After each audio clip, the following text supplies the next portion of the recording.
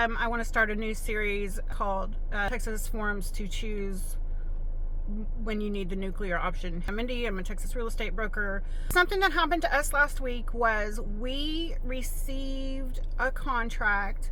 With it, we received a form. It's an HAR form if you're in the Houston area, evidence of presentation of earnest money contract.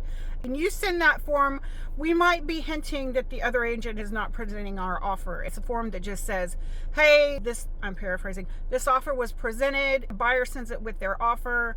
It's asking the seller to sign the form and send it back, just acknowledging that the seller has actually received the offer.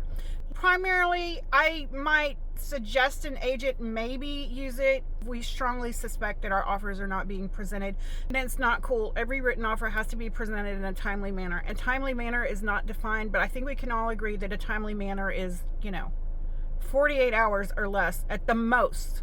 So we received an offer with this evidence of presentation of earnest money contract. My agent is offended because we're implying that we're not presenting offers. That's number one, shot fired. Here's the issue with the form. There is no requirement for the seller to send it. The purpose of the form is just to acknowledge that the offer has been received. The agent who sent us the form with his offer included a paragraph that was just shy of being a buyer love letter. There was information in there that was bordering on fair housing.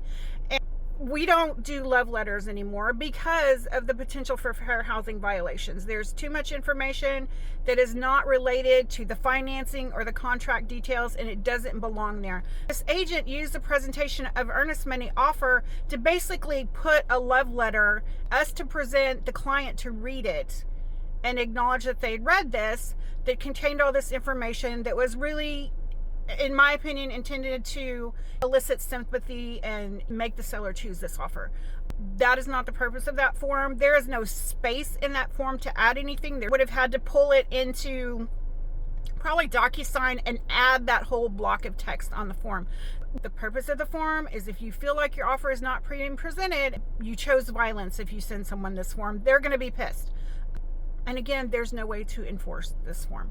Talk to your broker before you use it, but definitely don't use it to sneak in some stuff that is not pertinent to the offer documents. Thanks. Bye.